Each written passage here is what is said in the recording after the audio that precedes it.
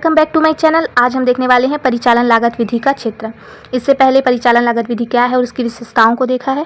अब चलेंगे उसके क्षेत्र को जानते हैं। देखो, परिचालन लागत विधि उन संस्थाओं में लागू होती है, ये मैं पहले भी बता चुकी हूँ कि ये किस पे लागू होती है, सर्विस सेक्टर पे, जो सर्विस प्रोवाइड करती है ना, ऐसी संस्थाओं में ये लागू होती हैं।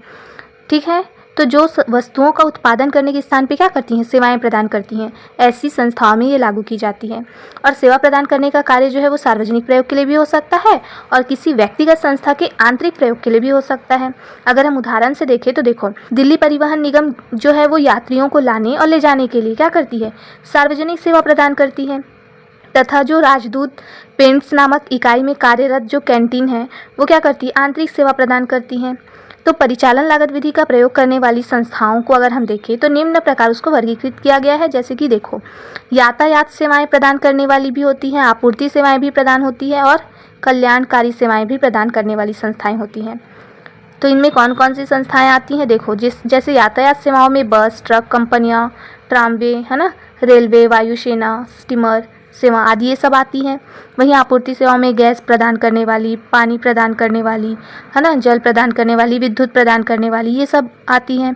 कल्याणकारी में अस्पताल, कैंटीन, भोजनालय, होटल, सार्वजनिक पुस्तकालय हो गया, कॉलेज हो गया, छात्रावास हो गया, ये सब आता है।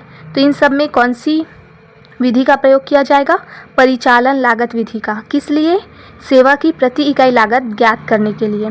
तो इतना आप याद रखिएगा। देखो, और भी है नागरिक सेवाएं, जैसे सड़क अनुरक्षण, मार्गों में प्रकाश व्यवस्था, अन्य सार्वजनिक सेवाएं आदि। मनोरंजन सेवाओं में सिनेमा, सर्कस, नाटक आदि। तो इन सब में कौन सी विधि का प्रयोग किया जाएगा, परिचालन लागत विधि का। क्यों किया जाएगा, सेवा की प्रति इकाई लागत ज्ञात करने के लिए। इतना याद रखिएगा, ये बहुत इम्पॉर्टेंट है, परीक्षा में पूछा जा सकता है। ठीक है, तो आगे हम अगली वीडियो में देखेंगे सेवा लागत इकाई क्या है। तो चैनल को सब्सक्राइब कर लीजिएगा।